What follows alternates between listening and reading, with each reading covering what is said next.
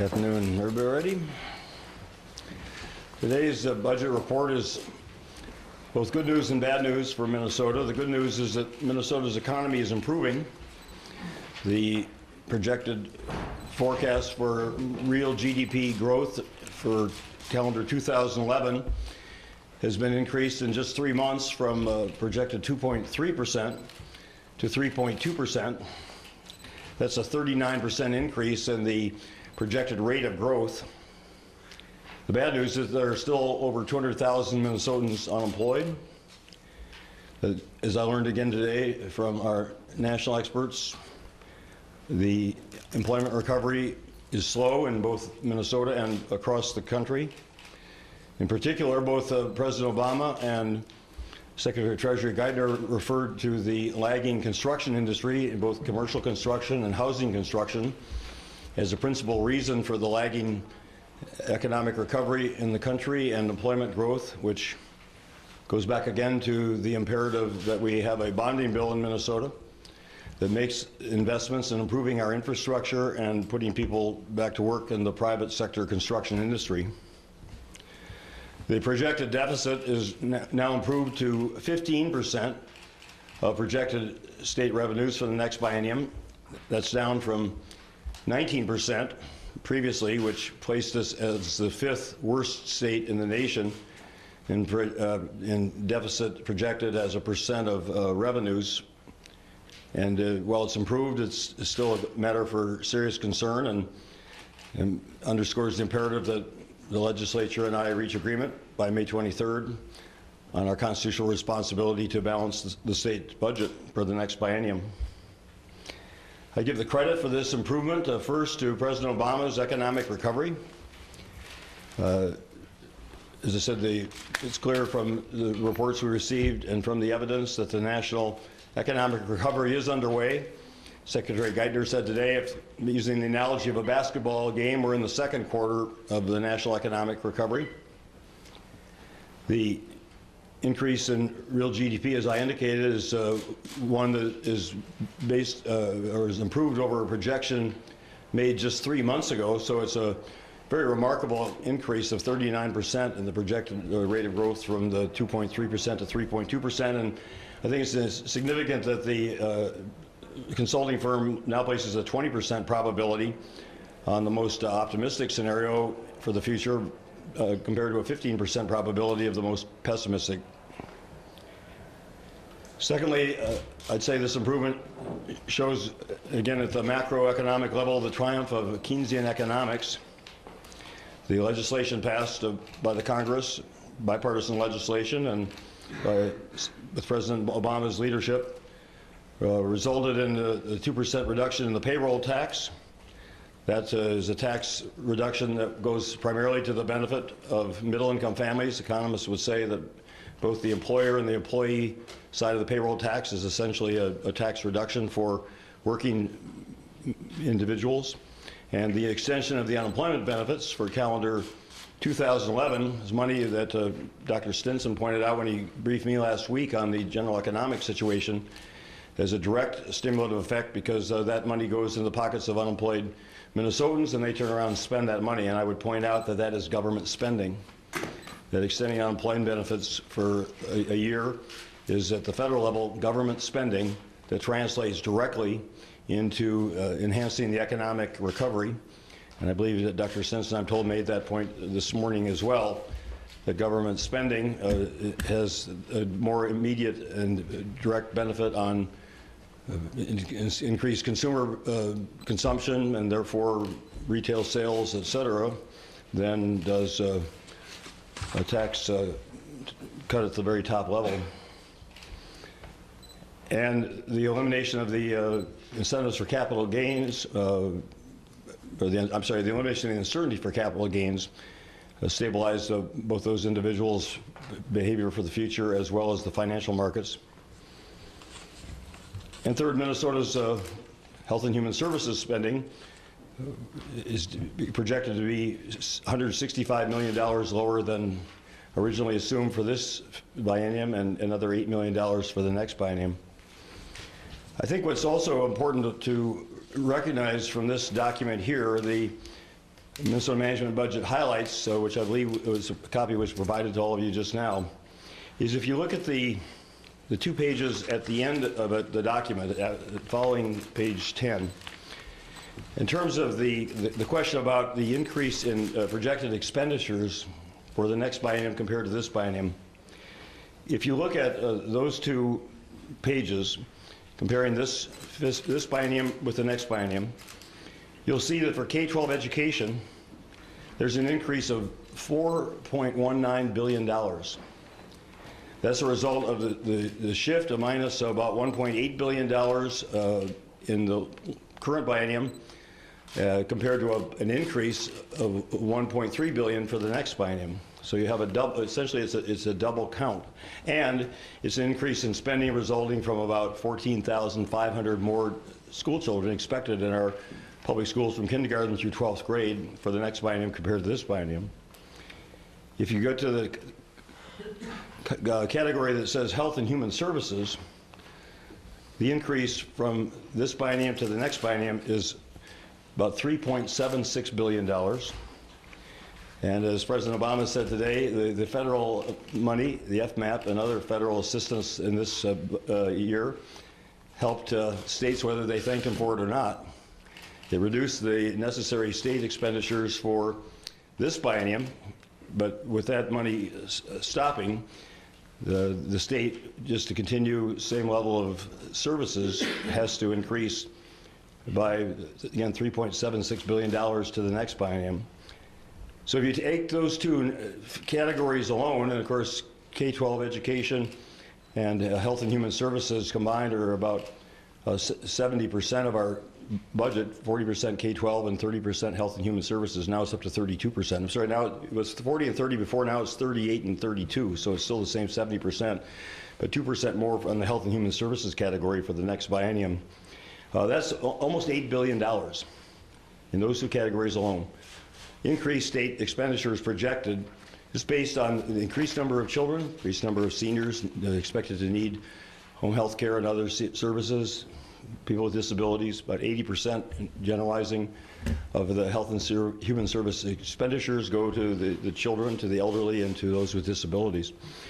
So it underscores what's driving these increases is not somebody's discretionary interest in increasing spending, but rather what's required under current law. The state per pupil aid formula isn't being changed. It's just about a $500 million increase because of an increased number of students and these other factors. So that's the challenge that we continue to face, but I think it gives you a much clearer explanation for why we're in this situation than some of the others that are provided by people with other intents. So my response to this reduction of $1.16 billion in the deficit is to propose as a revision to my budget, so everything is, I'm describing now as, and the figures are compared to what the budget that I submitted on February 15th, is first I would propose to eliminate the 3% surcharge on incomes above $500,000. That was always intended to be temporary. I'm delighted that this revenue picture permits it to be extremely temporary, and would reduce then the top rate that I'm proposing to the 10.95% in the so-called 4th tier, and it reinstates the pledge I made that Minnesota's top rate, as I propose it, would not be the highest in the nation. I also adopted former House Tax Chair Representative Ann Linczewski's excellent suggestion to increase the research and development tax credit for the first $2 million of R&D from 10% to 15%. That she thinks is one of the most effective ways we can really target tax relief and tax incentives to businesses that are making, increasing their research and development, which again, as I've learned over this weekend, virtually all the experts agree is going to be absolutely crucial to restoring our competitiveness in the world economy. It involves a restoration of cuts for home and community-based services for our elderly, particularly important to enable them to stay in their homes. It reduces the cost of long-term care overall, because if they're able to stay in their homes, their communities, which most would prefer, It's a much lower cost than nursing home care and other long-term care. I also do restore the all but 1% of the funding reduction for nursing homes. Restores the current eligibility for MinCare for both families and for childless adults. It restores $17 million of the $22 million that was cut for the community services grants, child and community services grants to counties. It restores the funding for the community action agencies. Restores the funding for Metro Transit and a comparable amount for regional transit so that there will be no state-imposed fee increases for bus fare and other public transit. Restores the money for the fire safety training, and it restores funding that was slated otherwise to be eliminated for the Minnesota Investment Fund. It's actually an incentive fund that I established when I was commissioner of the then Department of Energy and Economic Development back in the 1980s, and I take particular note that the two most recent announcements of expansions, AGCO in Jackson and BioVest here in the Capitol just last week, both the executives indicated the importance of that Minnesota Investment Fund financing as part of the package that induced them to expand jobs here in Minnesota. I also wrote a letter today, I believe copies were distributed earlier, worth citing though to the legislative leadership, that because of the improved cash flow situation in the state for the balance of this year and expected into next year, I've urged the legislatures to repeal the delay in the business refunds for capital expenditures. This was a somewhat desperate and also counterproductive emergency cash flow management device of the previous administration, but it provides an important incentive for business investment and job creation.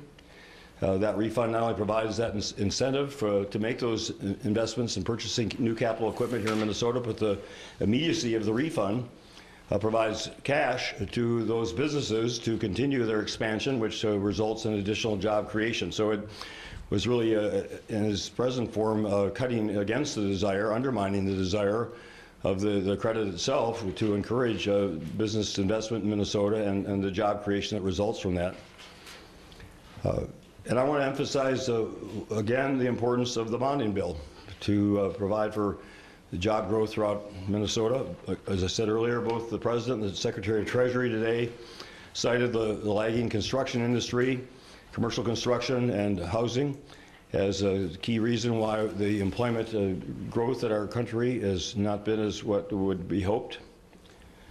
So that bonding bill, $1 billion that I'm proposing should generate up to 28,000 new jobs in the private sector construction industry, is in my view vital to putting people back to work throughout Minnesota, particularly in the building trades where unemployment is very unacceptably high throughout our state.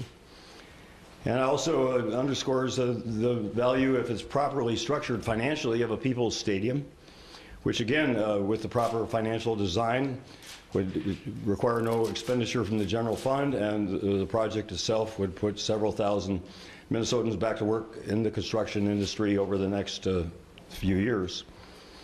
Be glad to respond to questions. With you removing the 3% fifth-tier tax, is your tax proposal now in your proposed budget, is that still what you would call a progressive income tax system? Well, it makes our regressive state and local tax system less regressive. Even with the 3% surcharge, our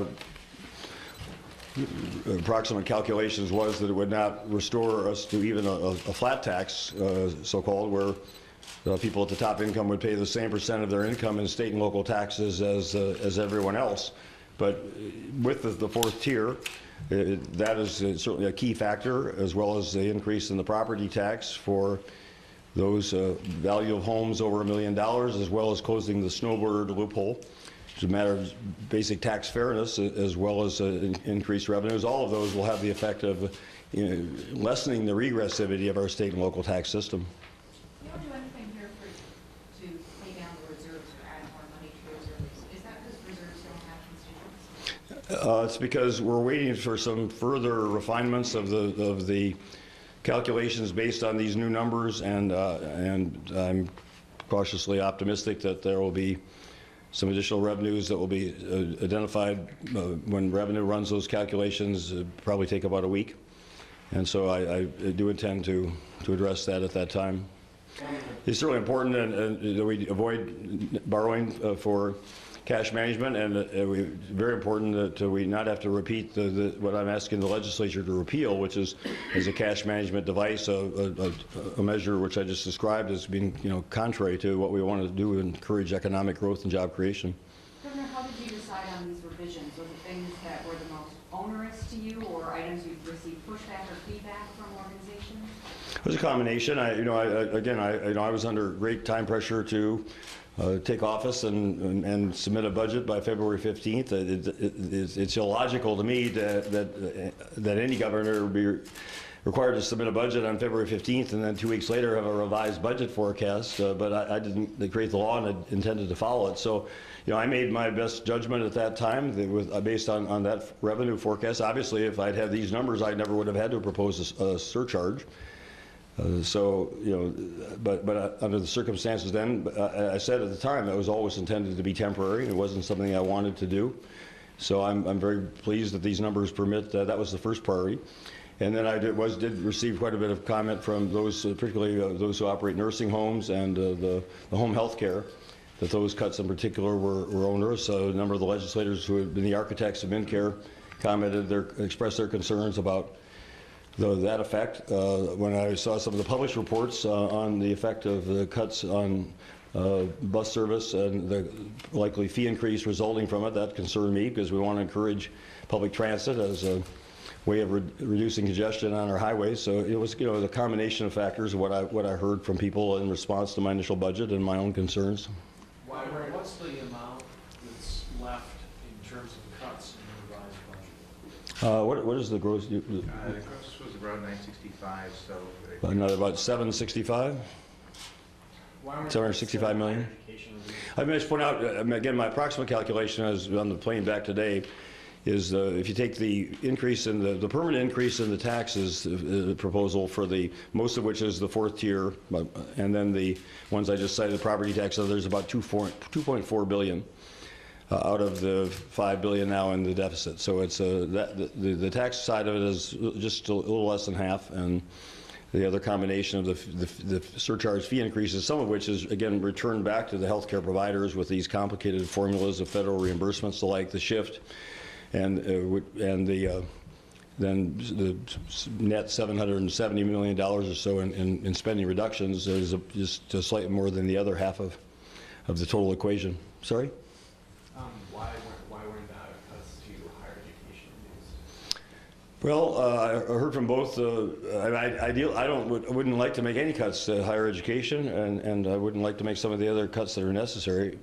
I did, in response, hear from President Brunix and Chancellor McCormick that while they certainly weren't happy with the proposed 5.9% reductions that I had made, that they could live with those proposed funding levels, and that they would not result in tuition increases any higher than the rate of inflation, which is still quite low. So the question, is say in the balance of where the cuts seem to have the most severe effects, it seemed to be on the nursing homes and the home health care. But I'm very concerned, and 49, well, they weren't all there, but I would think you could probably safely say 49 other governors are very concerned about what's the driving costs of health care expenditures.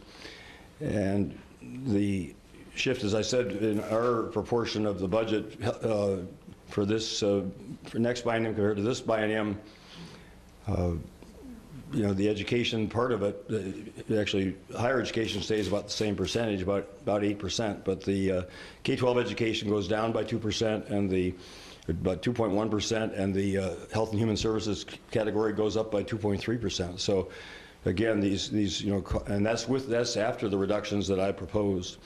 So this increase, and it goes back again to the fact that the federal money, which was so important to enable Governor Plenty and the previous legislature to reduce the deficit, eliminate it for this biennium, is not going to carry forward. The President made that clear. It's obvious given the federal financial situation. So the burden has fallen back on the states now to pick up what the federal government was assisting with. I think it was what, 2.3 billion, Commissioner, the current biennium combined total federal money. It's non-recurring. Governor, can you say a few words about the compromise and alternate?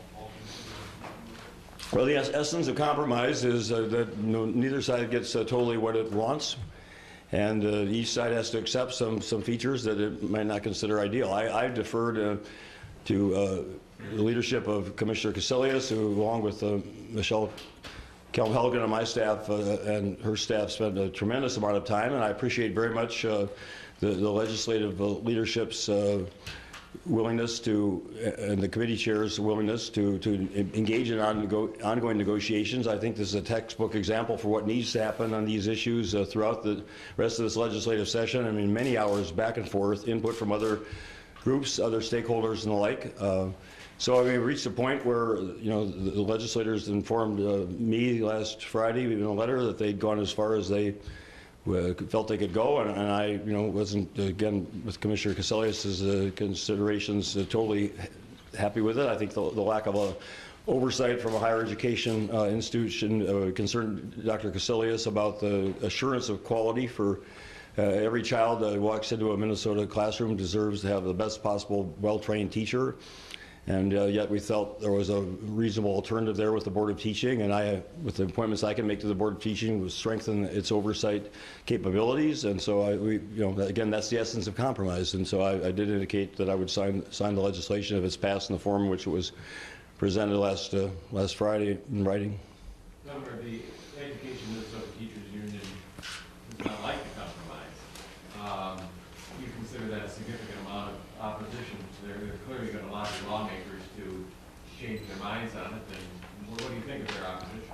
Well, it'd be great if everybody could agree to it, but you know, that was I understood that about a week before the conclusion of it, that they were not going to support the agreement that we'd reached tentatively at that point. So I'm not surprised by it, but you know, I think that I understand the concerns that they have for representing their members. We have had thousands of really good teachers, and most of them young teachers, who've been laid off with the cutbacks in teaching positions throughout Minnesota. And so they're just, let's just say, thousands of their members who want to teach, who've gone through the teaching preparation through college and postgraduate, who are very well qualified. I've listened to scores of them myself. They're 3 to 5 years of experience. They're right really at the peak of their maturity as teachers, and you know, have all that energy and idealism and enthusiasm, and it's tragic that they're not able to find a teaching position to, you know, fulfill their career. So I understand the concern of Education Minnesota to want to assure those of their members who are well qualified and have gotten high ratings and want to be in the classroom, who are being now denied the opportunity to do so. I understand that's what's driving their concerns. The House voted today to send you HF1, the environmental permitting bill. Your commissioners and MPCA expressed some concerns with that bill. Are you ready to sign that, or do you still have some? I mean, I've been gone for 4 days, and I have to get brought up to speed tomorrow with both the commissioners who are involved. There's a legislative auditor's report coming out tomorrow, which I want to have a chance to review, and I've got a meeting tomorrow with some of the environmental groups who are expressing concerns. So this is one case where I will take probably all 3 days that are allowed to me to review that before I make up my mind. I'm open-minded about it either way, but I want to look at it very closely. Governor, do you expect you're going to have to market this budget proposal now? I mean, obviously this is going to be a little bit of a PR war between you and Republicans who are saying now's not the time to raise taxes. Do you expect you're going to have to be on the road marketing this budget to the general public? Well, again, ideally, I wouldn't raise taxes. Ideally, I'd like to make tax system in Minnesota, state and local, less regressive. So if you gave me a chance to keep it revenue neutral, I'd rebalance it. And I'd point out the legislature in its first action, the bill that I vetoed, you know, would have raised property taxes by $428 million, according to the Minnesota Department of Revenue. And the property tax is the most regressive and the most unfair of the taxes, and it's the most onerous on businesses as well as individuals. So, I mean, I think we need to have an informed discussion in Minnesota about how, you know, what's tax fairness and how unfair it's become over the last 15 years or so. But the reality about, you know, revenue increase is Unlike the federal government, where they can run $1 trillion deficit, the states all have to balance their budgets, and so that means for every dollar of revenue you don't raise, you have to cut $1 of spending. And now it's imperative that the legislature assume its responsibility, and they're beginning to do so. I respect their process. I want them to take the time, in fact, over the next couple of months, to consider very, very carefully what they're looking at doing, and to especially get input from Minnesotans who will be affected by their decisions, so that we can have an orderly and informed process here in Minnesota, in contrast, say, to Wisconsin, one where those decision makers are going to realize, you know, as I say, that each one of those decisions has effects on a lot of Minnesotans' lives. So I encourage them to take the time to do so, and then after they've finished their budget process and produced a budget, passed a budget, then I think we'll have a more, you know, comprehensive view on, and the public will have a better understanding of the trade-offs. If my budget is just standalone, as I said before, I wouldn't support my budget either if I didn't have to. It's not an ideal budget. There's no ideal way, or even a good way, to resolve what's now a $5 billion budget deficit. It's still 15% of projected revenues. It's still one of the highest on a percent basis of any of the states in the nation. And so I don't welcome having to do that, and I respect that they don't either. But you really can't analyze my budget or really assess it until you can compare it to something else that has to be as equally comprehensive and by Constitution as a complete resolution to the situation we all face. So you know, it's hard to have a discussion about it or even debate some of the trade-offs involved when you don't know what the trade-offs are. But after they've completed their process, then we'll see it. For every dollar that they don't want to raise in revenues, and then they're going to have to cut $1 in spending. And I will continue to insist that they acknowledge the linkage between local government aids and school aids, not only for the essential services, police and fire and quality of classroom, et cetera, class sizes, but also the impact on property taxes. And I have not yet heard the recognition or the willingness to acknowledge what the Minnesota Department of Revenue says is a clear correlation between cutting $1 of local government aid and a 67-cent increase in property taxes. And this is not hypothetical in Minnesota when you consider property taxes going from $4 billion to $7 billion in the last 8 years under the guise of no new taxes.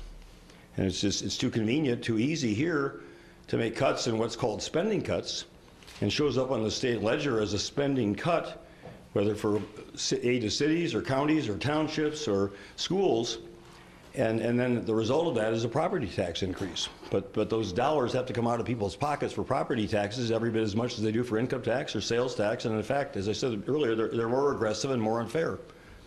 And people know that. And that's why you hear from cities and local officials and county officials and some chamber members, as well as the school authorities, who are all saying, you know, we know that there's this direct connection. It's inescapable. Local governments are political subdivisions of the state. They're creations of the state. And their taxing authority is devised by the state. And they're restricted in what they can tax. They can't, we don't have, with a few exceptions, local sales taxes. We don't have a local income tax. So they got two options. They can either get the money from the state in terms of revenues, or they can raise money from the property tax. And if they get one or the other, then they have to cut services that people depend on, and they've done that. So there's no easy here. Now, but something that you're saying here really begs another question. The Republicans don't want to spend anymore. You want more progressivity. Is the way out of this impasse agreeing no more spending, as long as the tax system is adjusted so that it's more progressive the way you want? You're asking me to formulate the conclusion of this, and I'm not there yet. The process is very important to the outcome. So again, we'll go through the process. But I was trying to make the point earlier with the almost $8 billion between the education, K-12, and the Health and Human Services, that this is money that is for the same level of services, education and health care, relative to the number of people. And the numbers I recall from population from this biennium to the next one is about 123,000 more people living in Minnesota, and 14,500 more school children. And that's healthy growth. We want our population to grow. We would have lost a congressional seat if it hadn't. We wouldn't have the people for the jobs that we're hopefully going to create to grow our economy. which is the resolution we're all looking for, because more people working, more people paying taxes at the same rates or lower rates generates the income, the revenues that we all want in order to balance the budget and have healthy growth. But they also require basic services, and they use our highways, and they require, parks and recreation, the amenities that we provide. So all this is interrelated. I mean, one thing I learned again from the experts over this weekend is, low taxes is a consideration, but it's not the answer. It's not the answer among the states. It's not the answer among the countries. Or we wouldn't have jobs in Minnesota. We wouldn't have jobs in this country.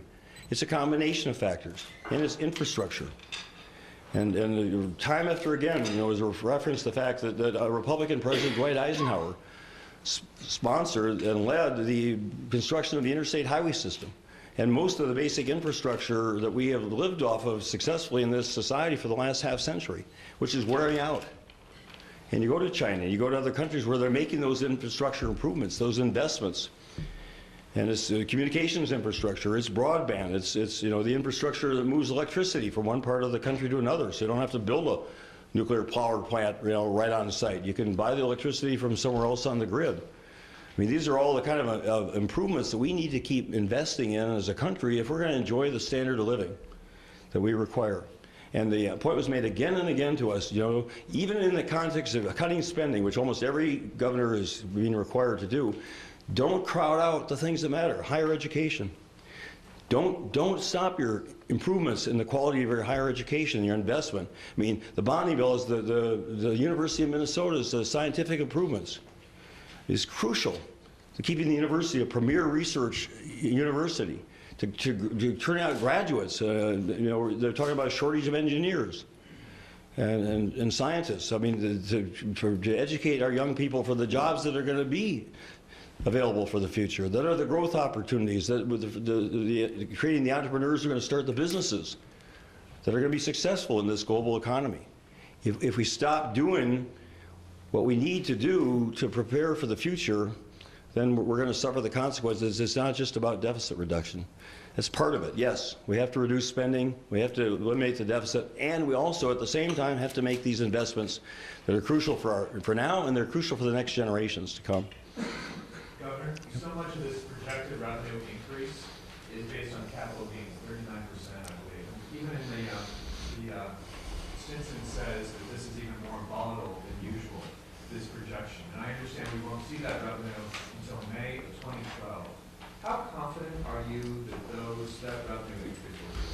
Well, when I looked at this, especially as I say in 3 months, assumptions, and it's not just that, it's the GDP. I thought to myself, sort of paraphrasing Everett Dirksen, a decimal here, a decimal there, pretty soon you're talking real money. His line was $1 billion here, $1 billion there, pretty soon you're talking real money. I mean, it's just a difference in a decimal point in an assumption for GDP growth or capital gains behavior and the like causes these huge swings. And so it's inherently uncertain when you're talking about a 24-month period that doesn't begin until July 1st. And what's happened with energy prices now just recently, and again, the comforting part of what we heard over the weekend was that our economy could absorb the kind of price increases that exist today. It's not comfortably, but it's not going to destroy the economic growth. But if something even more catastrophic were to happen with our supply situation or the prices resulting from that, I mean, in this world, there's a certainty that the uncertain, the unforeseeable, the unpredictable are going to have major effects on both ways. But I think, the general sense I got from the experts, those, again, not political people, but experts, Bernanke and others, they're reasonably confident that we're on a trajectory for recovery. Job recovery is lagging the rest of the economy. Business manufacturing increase last year was the highest in the last 15 years nationwide. So there's some, exports were up 20%, and so was up 19%. So agriculture, huge demand now. I met with Secretary Vilsack. He spoke to us. I mean, agriculture exports and expected to increase there, and not only in China, but countries like Vietnam and Singapore and the Republic of Korea, with the rising demand of their populations for meat consumption, soybean production, corn production, sales. And of course, then you got floods. So I mean, everything is maybe this, maybe that. I mean, but overall, I'd say that even the experts themselves, And in fact, the Board of Advisors, the report indicates, is more optimistic for the following year than the consulting firm. So if you ask me to weight on the scale of optimism, pessimism, I'd say I'm more optimistic than pessimistic about a continued growth, while recognizing that we have a lot of catching up to do. Governor, if I may ask a question about what's happening in Madison with labor demonstrations. You've got Wisconsin and Indiana state senators hiding out in Illinois because of the Democratic governor there. If they came to Minnesota, would you offer them refuge? What might you do? And has the topic of this and what's going on in labor demonstrations elsewhere in the Midwest, has this come up when you and other governors? I mean, just very incidentally, Governor Walker was scheduled to chair the Health and Human Services Committee that I'm on yesterday, and he was not able to attend. NGA meetings, I remember staffing Governor Perpich at probably 6 or 7 of them during my time. I mean, the tradition is it's not partisan, it's not directly political. And especially if somebody's not there, I mean, it's not, it was a little bit of an undercurrent of conversation, but, I mean, it's a free country. Anybody from Wisconsin come to Minnesota, helps our tourism industry, that,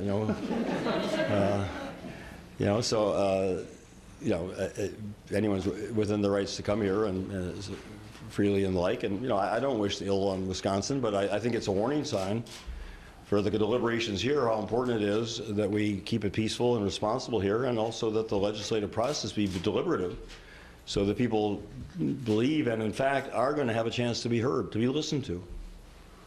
I mean, a little disappointed. I wasn't there. There were reports of a couple of the hearings last week, one on the bonding, where people are making some very impassioned statements about the importance of this, and some people are yawning or doodling or texting.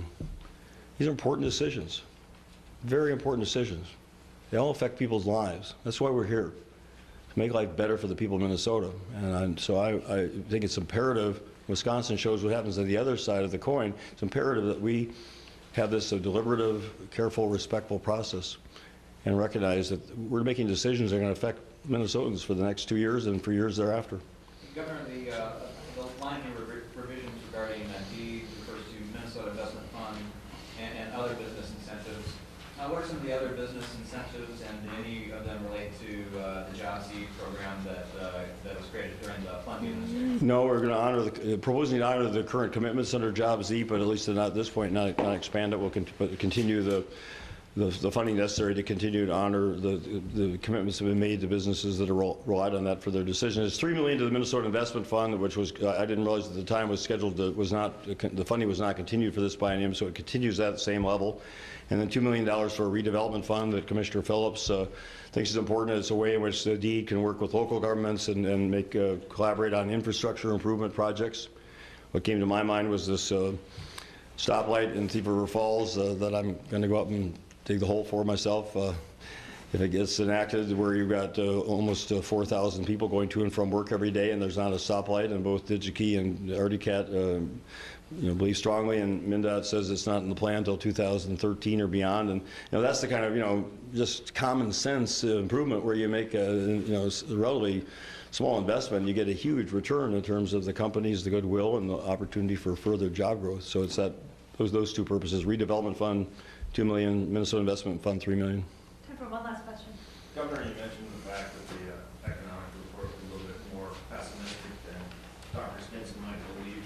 Do you think it's possible to maybe load the cuts in the second year of the biennium when you may actually have more revenue in the system? Well, we're working on the biennium, but I clarify. I meant to say, I understand you can clarify, Commissioner. It's the board of the in-house board of economic advisors that advises Dr. Stinson. And when I read the report, I read it not himself, but that group of Minnesotans who advise and interact with the econometric firm.